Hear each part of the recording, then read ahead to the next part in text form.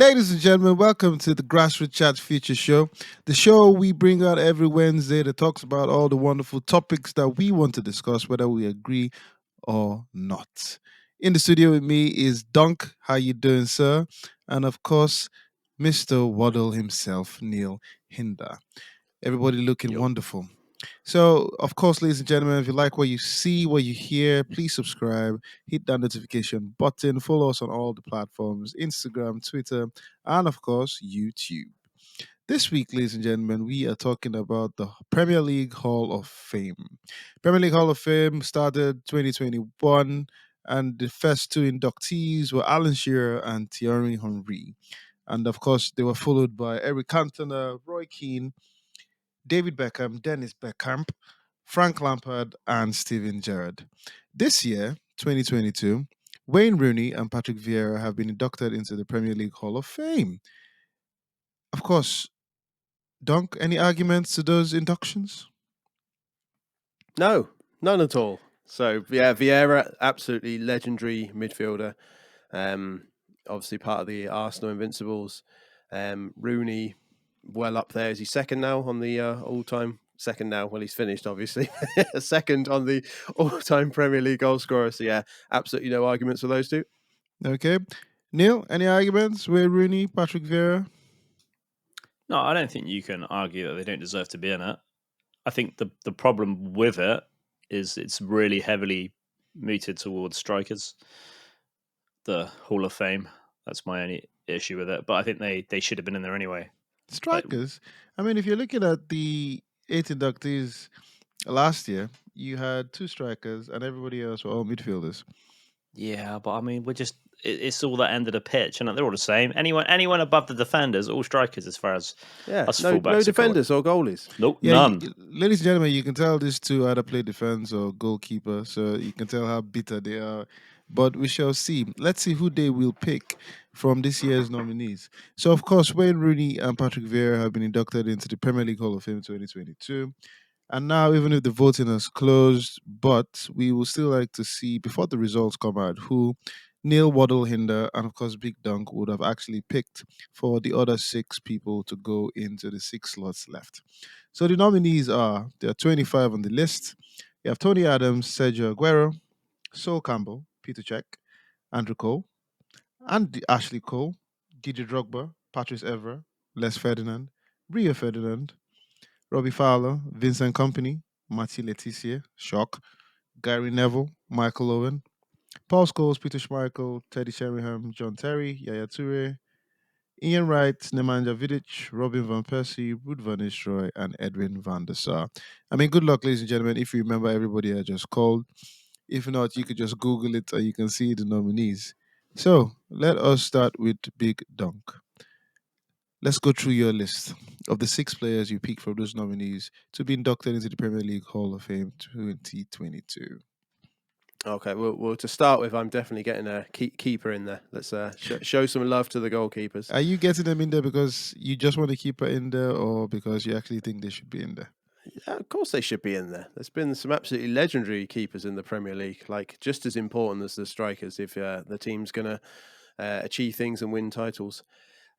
So I don't know. Tossing up now, you look at the Hall of Fame here. Now, I said there'll probably be a strong Man United presence because they were so dominant for the first 10, 15 years of the Premier League. So as a goalkeeper choice, I'm going to look at between Petr Cech and Peter Schmeichel. So a decision between those two. So I don't know if you guys have any thoughts on which one of those two would be going into the Hall of Fame. Yeah, do you know what, Don? So initially, Joe, when you sent this through to me, I didn't look at the list of the nominees. I just thought you wanted 6 of my best players to make it to the thing. So that's fine. I did then go back and go, actually, that's not what he said. But it was a good job I did my homework properly. But I've got a little bit of an issue because the goalkeepers never get so much praise in that. And then I looked who they had in, and I was like, oh, this is definitely heavy towards one club. Obviously, I'm not saying that none of these are good goalkeepers. Peter Schmeichel, right? He was my hands down. He was in there anyway, regardless of even if I'd seen this list. I don't think there's been a better keeper in the Prem, like for the way that he played, the style that he played was definitely ahead of his time. Van der Sar, he was good. I was really disappointed, and that Seaman wasn't in it. I got to be honest, that wasn't on that list. There probably isn't a bigger icon in English goalkeeping history than David Seaman. Banks previously, but then as another generation, it had to have been Seaman. That tash, that hair alone gives him the God-given right to be in that Hall of Fame, right? He is an icon in and a national treasure, right? I would say National treasure for yeah, they what for the tash and hair, man. Like that, literally. what? The Who can pull that off goalkeeping now? Tom Selleck.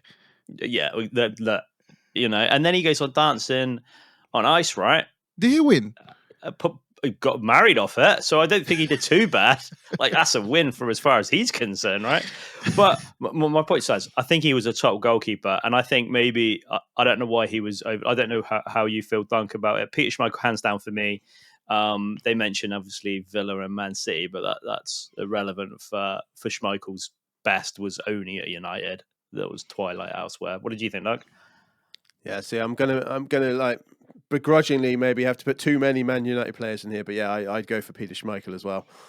Seaman, yeah, he might have been the best England had to offer, but I think he gets outdone by the other goalkeepers on the list there, particularly Peter Schmeichel and Petr Cech. But yeah, I would go for a goalie, and we'll go for Peter Schmeichel. Obviously, absolutely legendary goalie in Premier League history. Just absolutely did the business time after time in that Man United team that won so many titles. Okay, so Peter Schmeichel's on there. Who's next? We're going through your six first before we actually talk to Neil. What Neil will do, just tell us whether they went for dancing on ice or anything else that they did at the time. I mean, in terms The of important stuff, right? yeah, the important stuff. Seaman didn't make it this year. Doesn't mean he will not be nominated next year, any other year. I don't. So the fans pick, and then there's board, a Hall of Fame board that looks through these players to create the short list. So for some reason, he didn't make it this year. Doesn't mean he will make it. But then when you look at the keepers on this year, Peter Schmeichel, Peter Cech, Edwin van der Sar, who started at Fulham, just so that you know. And first of all, the question you did ask, Donk, was it was between Peter Schmeichel and Peter Cech. First, I don't think there's any comparison, if you ask me. And this has nothing to do with the fact that I'm a Man United fan. But Just creating a bit of discussion here, JJ. yeah, just saying. So anyway, Peter Schmeichel, you have selected. Who's next? Next, we'll move up the top of the pitch then. Again, so I think I'll go debating between a couple of players here for the striker. I was thinking Sergio Aguero or Didier Drogba. And I think on reflection out of those two, I would probably edge just slightly towards Didier Drogba. Whoa. So I didn't see that coming. It's all about opinions, yeah. Mm-hmm. So again, both absolutely like iconic strikers in the Premier League that won the title. Obviously, Drogba had his hand in the Champions League as well. I just think like he really epitomised that Chelsea team when they got it all together and got that squad together. He was really leading them, running the front line, coming up with like super crucial goals, battling, giving it all in every game. Not to say like Aguero doesn't, but again, like just a matter of opinion. If I'm going to pick between those two, I think I will put Drogba in there for me as a striker. I mean, Mourinho used to make comments that Drogba was the man that you could take to war. It's the guy that will battle and do all that. Aguero, obviously, talent, wonderful. I think he's the highest non-English goal scorer in the Premier League. I think he's 180 something. I think he beat Thierry Henry. So Drogba over Aguero. Okay, that's cool. Neil, any wonderful stories that you might know about Drogba? I mean, he stopped war in his country, so that is What else do you need to say about Drogba? The Didier player, Drogba. the player is one of the only players to take on board to stop diving. Right, came over, he's a big guy, right? Falling over left, right, and centre, and then stopped. I don't think he took a dive after that. Like literally stopped it, and I think since then we've had less diving in the Prem, and that's all on Drog. Thank you very much, Didier Drogba, for stopping war And and guiding. Aguero is the only striker in the Premier League I've never owned in foot. Why? True story. Why? I've never pulled, and then I'm always like, oh, but nah. Then I've always gone with Benzema rather than Aguero. He just doesn't have the strength for me. But yeah, only one in Did foot. you not even get him last year? It was bad last year. You couldn't use him, too slow. Yeah, never got him. Too late by that point, right? Might have signed him on a free on Football Manager a few times, but yeah, never ran him in foot. Wonderful. Interesting to tidbit, know. yeah. Dunk, who's your next player to go in there? We'll go from the back to the front and to the back. A defender. Sounds like a good night. Oh, anyway, let's put a centre back in. I am going to put in, obviously, a Leeds United legend, Rio Ferdinand. Would you look at that? A Leeds United legend. Yeah, your former captain did so well. Got to the semi-final of the Champions League. Yeah. You like that? Yeah, he did that. Yeah. Okay. So I mean, he had a few games for Man U. He was decent enough for them, but I don't think he had the same impact there as he did at definitely Leeds. not the same impact. 6 Premier League titles, 1 Champions League. Definitely not the same impact. He got carried to those, didn't he? Yeah, he did.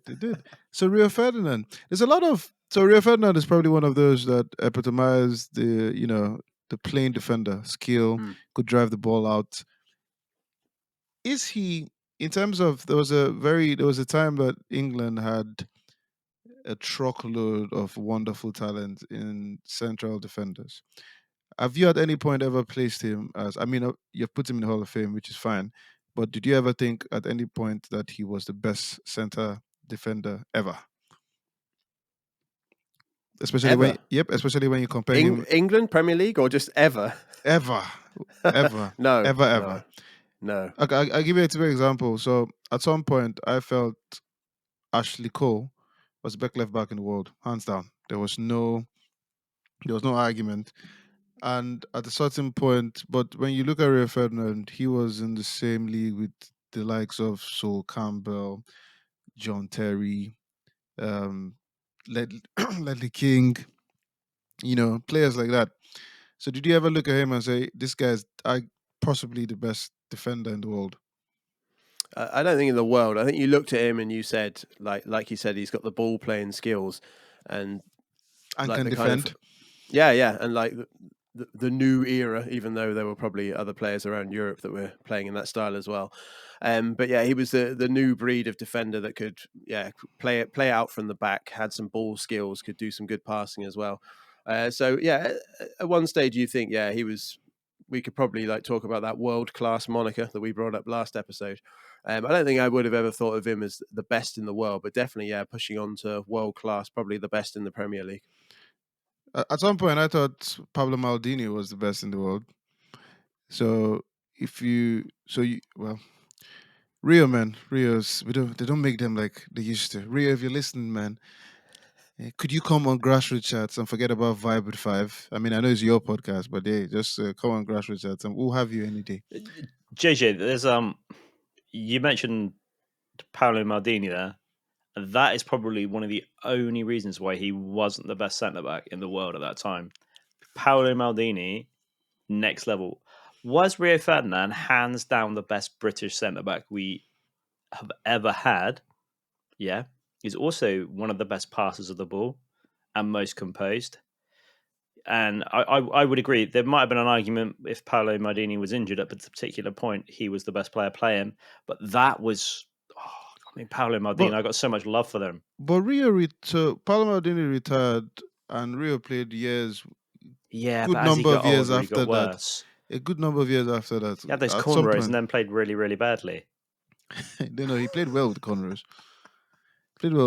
So you're saying apart from Paolo Maldini, that's the only reason Rio was never the best? But he was definitely top 2, if not maybe at some points the best. But yeah, I mean, that's one of the probably the most subjective places that you could say how good is a centre back, because when you look at that Hall of Fame list at the moment, before we'll get onto my list shortly, there's so many different ways you can play centre back. Rio Ferdinand could still play now. with it, not obviously with his legs, but if he was coming up now, he would be hands down in every team in the world. First point, he would be the best centre back playing today. There isn't a better centre back, and football's probably more suited for him now than it Virgil was when van he was Dijk. playing. Still way better than Virgil, because Rio Ferdinand could play football, knew where the defense, knew where everybody was, and commanded defense. And Virgil doesn't do that. Not as well as Ferdinand did. Well, big And shout. plus, he played for Leeds, right? Well, yeah. he needed Leeds to get to where home was. West Ham, QPR. QPR, I don't know what he was doing there, man. That I think too many balls had hit his head. Okay, so we have Peter Schmeichel, DJ Drogba, and Rio Ferdinand on Dunk's list. Who are we going for next? Next, I'm going to have to put another Man United player. Ooh, it's painful, isn't it? It is, yeah. I am going to put in Paul Scholes. Oh, say that again. So again, a bit of an unsung hero maybe compared to the strikers or someone like Peter Schmeichel, but just an absolute unit in the midfield. Just put it all together, could pass like an absolute beast. The problem with Paul Scholes, well, there are two problems with Paul Scholes. One, he can't tackle to save his life. He sucks toes. God, don't bring that up again. He doesn't suck toes. Whose toes did he suck? Did he suck yours? His daughter's. It's all over the internet. It literally was just by his mouth. It's not like he did anything. Clearly, so he is my number one, my best player ever in the world. My problem with Paul Scholes is that because he wasn't a nightclub and he didn't have like interesting stories in media. I don't think he was taking that seriously. And to make things worse, I don't even understand the comparison with Lampard or Gerrard. I think they're like levels below Paul Scholes, in my opinion, before anybody comes swinging at me. So first of all, you're the host. You're not allowed an opinion unless you're directly asked. I didn't ask Dunk. Did you ask? I don't remember. The producer is asking in my ear. So, what do you guys think? I'll start with you, Neil. Paul Scholes, Steven Gerrard, or Frank Lampard. Paul Scholes, that's the foot company, right? Scholes, they make the stuff for bunions that he sucks. You can't. If I'm looking at a player that I want in my team in midfield, between Lampard, Scholes, and Gerrard, depends where I'm looking for. Right? If I want someone that's going to tackle, then I'm definitely not picking Paul Scholes. If I'm looking for that magician maestro, then I'm picking Paul Scholes. Didn't score as many goals as Lampard, though. But if I'm looking for maybe the player that is the best all-rounder there, then maybe Gerrard's the best all-rounder. Lampard scored more goals, and Scholes has all-rounder in what way? Tackle and pass and score. He was way better. His stats will back that up. That he was probably the all-rounder, which is why you had him in. Lampard was going to be like that David Platt, almost behind the front man position and score goals.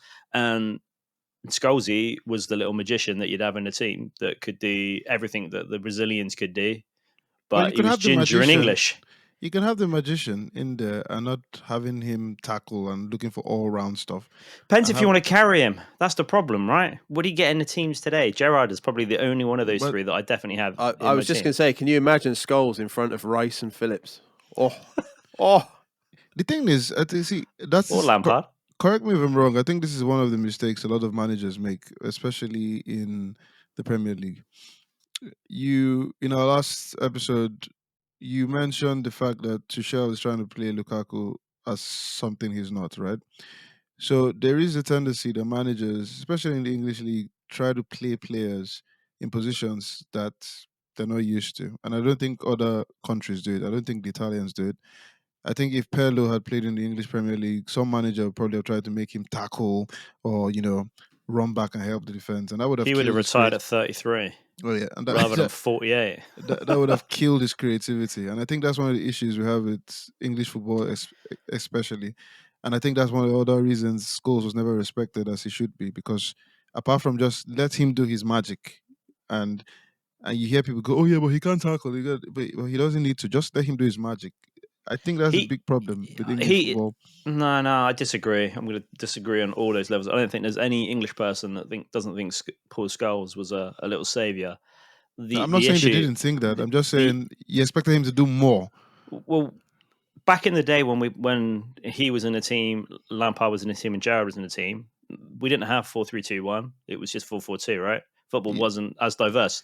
Like y- and it just wasn't. We didn't. What England what's his only name? ever played Glenn 4-4-2. Hoddle. Glenn Hoddle actually played, Played a and that's diamond, right? yep. But there was still four in the middle. It was still four, but he played a diamond. Didn't play with wingers and played with two up top. So we either played 4-4-2 or 4-4-2, but as a diamond. And Glenn Hoddle I've met Glenn Hoddle. He's a very nice guy. Oh, England Swindon you, manager as well. Yeah, I met Glenn Hoddle and John Gorman. This is a funny story, right? And this is straight up factually true. I was on the way to Asda, right, with my mate, and Glenn Hoddle and John Gorman at the time, they're Swindon managers, they're riding past, right? And he goes, boys, riding. riding on bikes, right? Mountain bikes, no Okay. straight, right? I'm about 11, I think, 11, 12. Rides past and he goes, boys. And we're like, yeah, what's up? It's Glenn Hoddle, right? We're proper excited. He goes, we don't know how to change gears on these bikes. Any chance you could show us how to change gear on his bikes? Straight up, true story. We rode his bike around, showed him how to change gear, gave him his bikes back, and they rode off.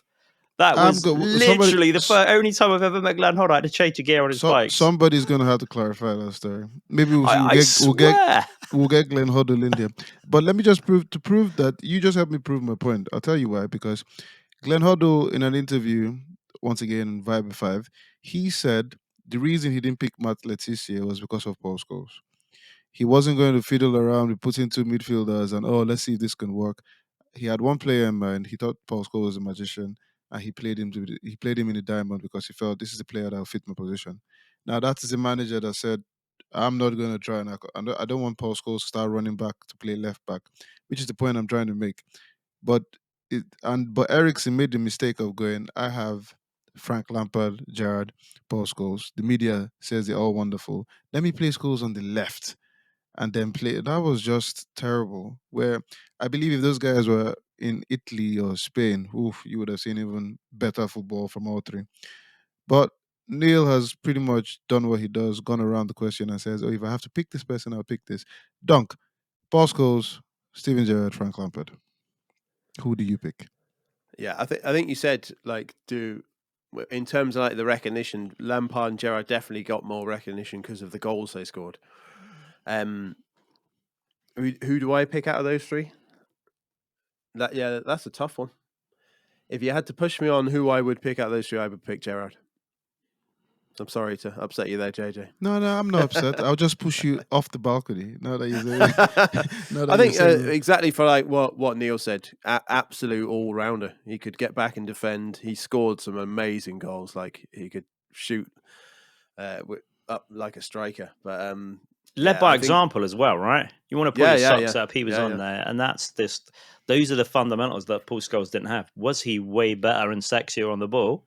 Yeah, of course he was. But I don't want Paul that. Scholes did not lead by example. Is that what you're just saying? Not like Gerrard. No. Did he? Is it that he didn't lead like Gerrard, or he didn't lead by example at all? Didn't lead by example like Gerrard. That's a whole sentence. Okay. All right. We both picked Gerrard over Scholes. Don't get upset that we picked the Liverpool player over the United player. You wouldn't. And I would have picked Beckham over all of them. He's got no dog in this fight supporting Sheffield Wednesday and Swindon. He's completely impartial. Helping Glenn Hoddle change his gear on his bike. Can I say? All right, we shall see. All right, so Doug, you have two more players that you're going to induct, and who are those? Okay, I'll stay at the back, and I think I'll go with, you mentioned him earlier, I'll go with Ashley Cole. Man like Ashley Cole. Yeah. Like you said, top class. I think, well, back to that discussion we had about world class. Again, I'd probably say like world class, you're the top 5 maybe in your position in the world. He was definitely up there and had a great long career with Arsenal and Chelsea. And England as well. So yeah, 7 FA Cup medals. Yeah. Highest ever. Good player. I felt he should have had more caps for England and should have been selected for that last tournament, but he wasn't. Straight to the business, no messing about. 100%. Good battles with some great wingers at the time. And he revolutionized the left back position. Pretty much started what Robertson and all these other boys are doing today. He was doing it in time. And good shout, Ashley Cole. Neil, you help him change his gear as well anytime? Nah, man, I probably cleared some of his checks. Oh, Ashley Cole. Good I old mean, Cashley. the thing with Ashley Cole that he was English, right? And the best left back in the world at the particular time was Roberto Carlos.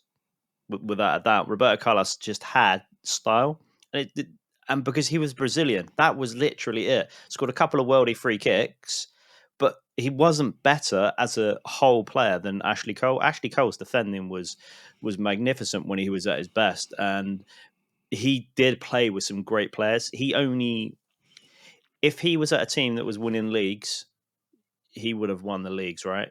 He would have won way more. He would have been the player that Man United were probably most upset they never bought because he Well, was that good. I know United were dominant at that particular point. we had Dennis Irwin. We didn't need Ashley Cole. Penalty Irwin, yeah. Yeah, free kick as well. I mean, you wouldn't take Ashley Cole over Dennis Irwin? Well, we didn't need to. He was. I Doing, mean, he you're was doing- he taking was Paul doing the Scholes job. over Gerrard, so I'll take Paul Scholes. I'll take Paul Scholes over. I don't know, Waddle.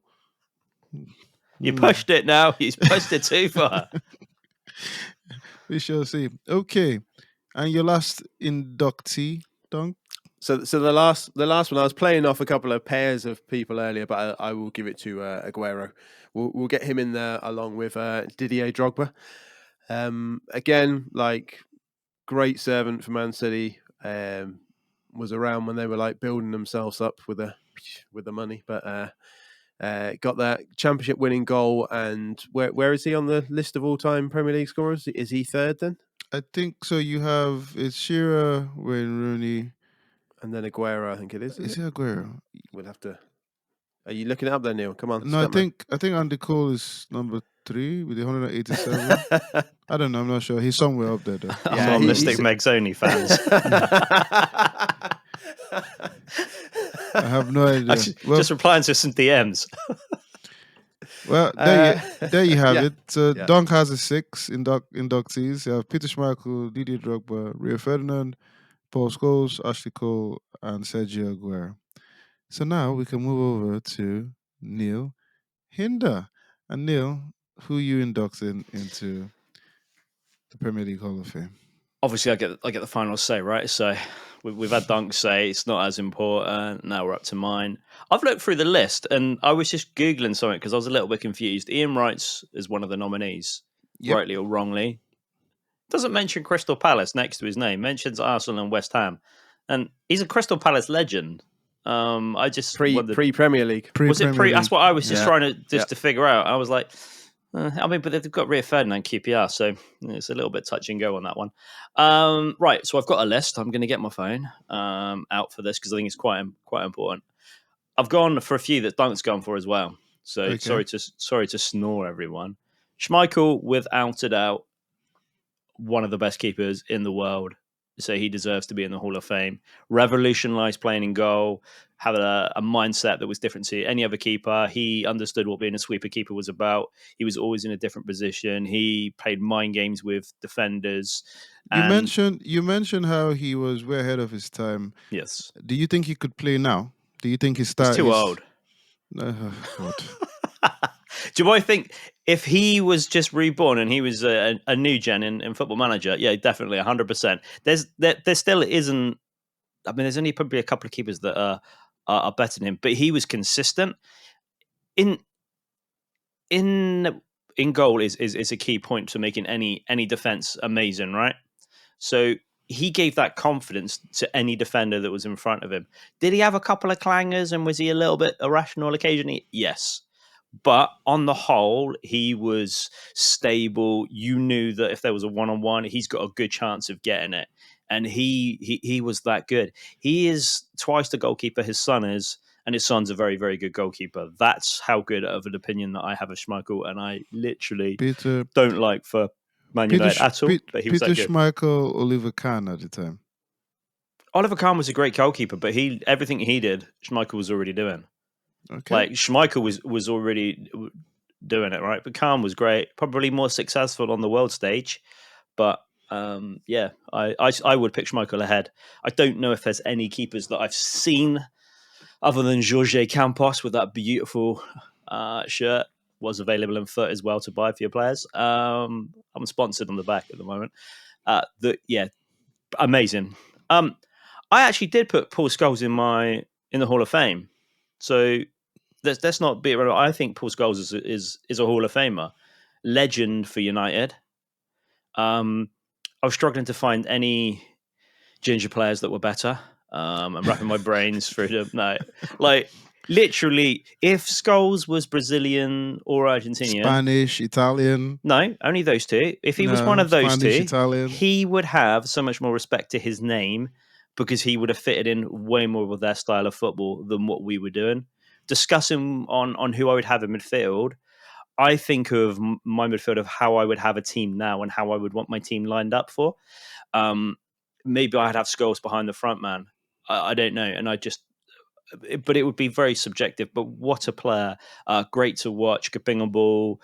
I loved his yellow cards. I mean, he couldn't tackle. He couldn't tackle, right? I probably made...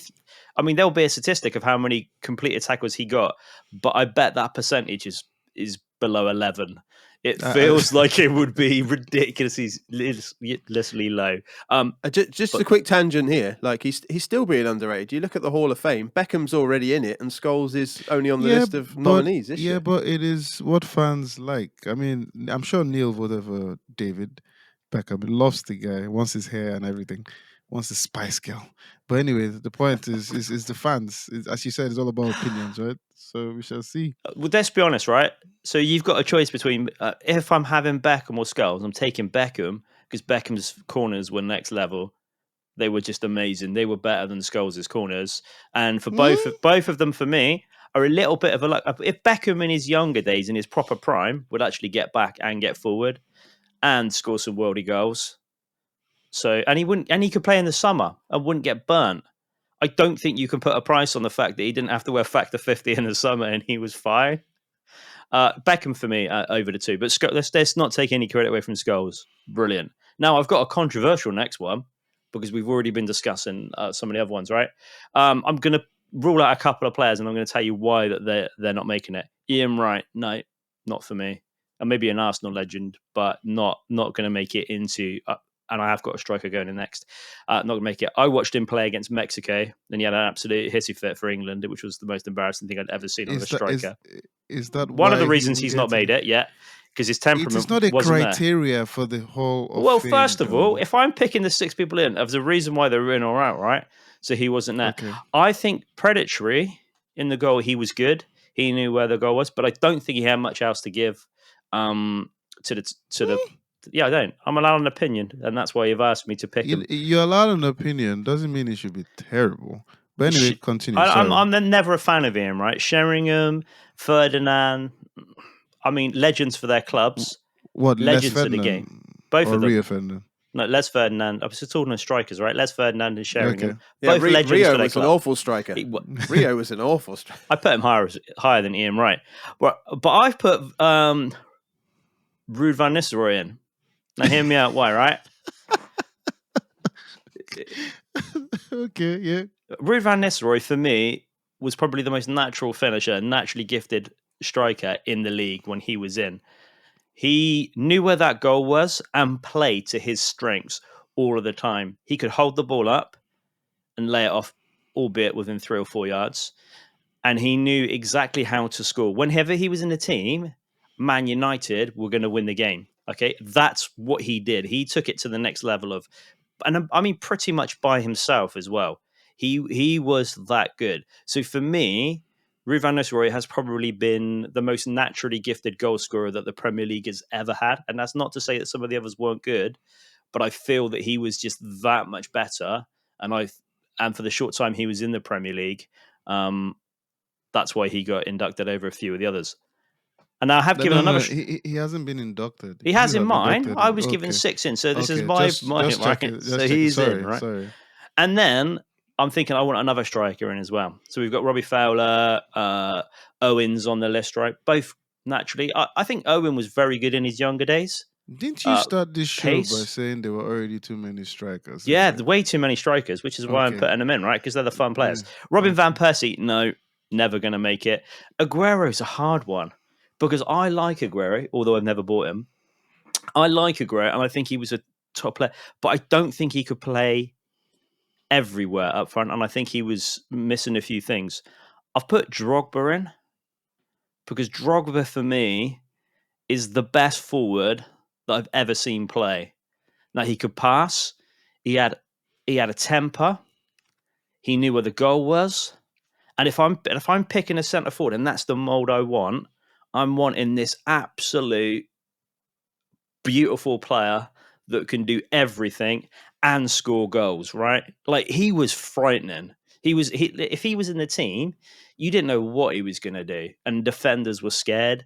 And Drogba, for me, when he came in, and I didn't know who he was, and I'm probably one of every Premier League fan in the world. Like, I have no idea who Drogba comes in. If I'm getting interviewed on TV, yeah, he's doing really good where he's at, and he's going to do well at Chelsea, right? Absolutely no idea who he is. But Mourinho said, "I'm going to sign you to him because I think you will be wonderful." And he signed him, didn't he? And brought him in and made this. Well, Drogba just made himself the best player, I think, to ever play in the Premier League up front. I think he was that good. So you're saying, Hands down, but he's walking into the Hall of Fame. He could take everyone else's no, picture down and just put his up in the corner if you want. no problem. But what I'm saying here is, or what I'm asking here, Don't help me out, just in case I'm not understanding. He just said Drogba is the best striker he has ever seen play. Yes. I was That's asking what the Don. man said. Yeah. Yeah. Okay, cool. Just confirming. Thank you. I'm saying he's the best striker. I'm not saying he's the best forward. He is the best striker that I've ever seen play. Okay. Like, literally, he was next level. You want him in your team. If you're having three up front, he is your middle player. I don't think there was anyone else better to play that number 9 role, Okay. without a doubt. I wouldn't want anyone else in front of him. Now, I've picked 2 centre backs for the last 2 players Okay. because I like my defenders. I tell you who I didn't pick, and it was quite hard not to pick them. I didn't pick Company, and I didn't pick Vidic.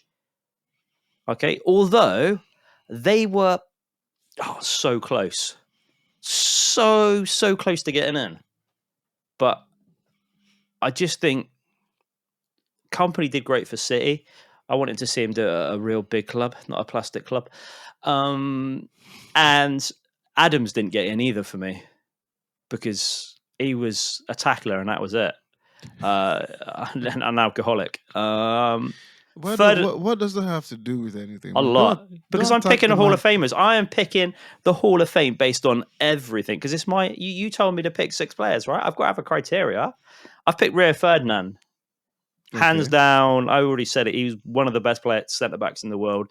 If you were having a centre back and moulded, again, as good as Drogba is up front, Rio Ferdinand just hits all those boxes at the back. Composed, calm, strong, could pass, could tackle, had pace in his younger days, like literally everything, and could lead a team as well. You knew that you were in safe hands with Ferdinand, right? Absolutely brilliant. And he was English, so that gives him a little bit of an extra point over the other guys. And then the other one, yeah, I picked another centre back, and let me tell you, it wasn't Sol Campbell.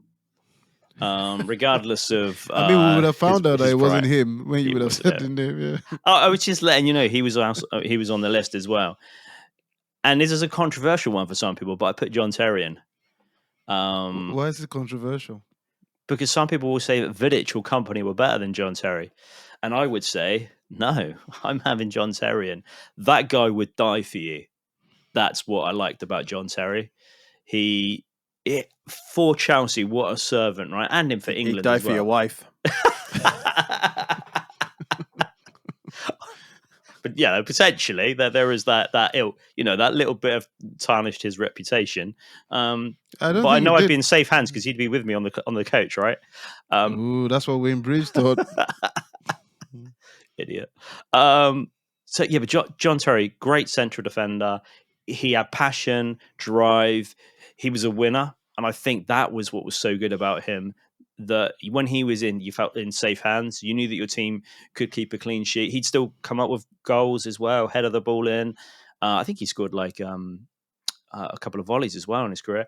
Plus, if he wasn't in the game, he'd still get changed in the kit and celebrate with everyone else. Like, there's nothing that he wouldn't do for that team. And I think that is what I want from my defender. And if I could have John Terry and Rio Ferdinand in the same team, then I'm having them because I think they're brilliant.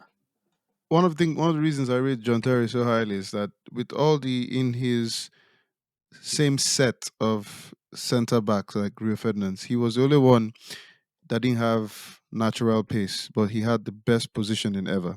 You could not faster players couldn't get past him for some reason. I always used to scream like, just run past this guy.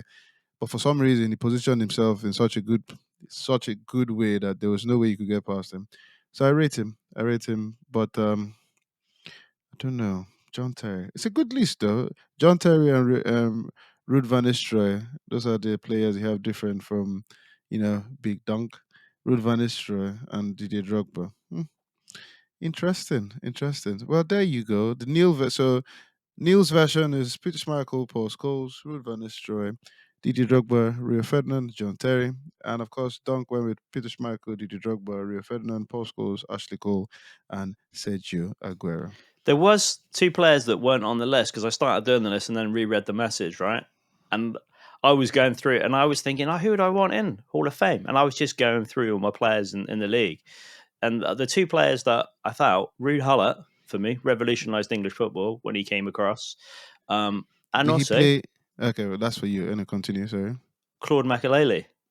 Like, literally, I don't understand how these guys are not even, I don't know if they've been nominated before. These are the people that I would be looking in because icons of the modern game and how the game transformed from where it was to how it is. But Claude Macaley, Zola's missing as well, yeah. Yeah. I mean, right. Crap manager, though. Yeah. Although the big one that's missing is the man that scored the best goals in Premier League history. Yabba? Who is it? Who is it? Yabba? Oh, you bet your ass it's Shabbat. Well, with the criteria that they have is I think you have to have played It's over fans. It's a problem. 200 games. You have to have played over 200 games for the club. Is it 200, is it? He's too good for this. He's too good for this. 200 games, or unless you won the league in one season or did something emphatic. But Tony Yeboah not in the Zola. Well, some people didn't get inducted this year. They'll probably get inducted next time. So, other than the players or the nominees that are in here, I mean, I still can't get. I'm surprised nobody went for Michael Owen. Not that I would go for him if I wanted to, but Owen, Tony Adams, Neil said is because he's an alcoholic. Nobody. No, that was why he didn't get in mine. I mean, that was one of the reasons why he didn't. He wasn't a great footballer, though. A good defender, but not a good footballer. Not when Robbie you've got Fowler? Rio Ferdinand. Robert, again, great goal scorer, but I picked Nistelrooy over them. Owen was amazing when he was younger. The problem with Owen is injuries were so bad that when he played for United, Newcastle, he was already well out of his way past his best. Yeah, I think him and Fowler, like they kind of tailed off too much in their careers. Didn't we end up with Fowler for a bit at Leeds towards the tail end of his career? Didn't he do the line at Leeds? That was where he did the line, wasn't it? He snorted a line on the pitch, which was funny. Well, it is all good. Ladies and gentlemen, we shall see what happens and the other players actually get inducted into the Hall of Fame, and we'll compare them to this wonderful list from Dunk and Neil. And that brings us to the end of the feature show this week. Once again, if you like what you hear, what you see, please hit that subscribe button, notification, follow us on all platforms, Instagram, YouTube, and Twitter. TikTok. And TikTok. I keep forgetting those guys. Well, ladies and gentlemen, from our two Hall of Famers here, it's goodbye from Neil. And of Goodbye. course, goodbye from Big Dunk. Catch you later.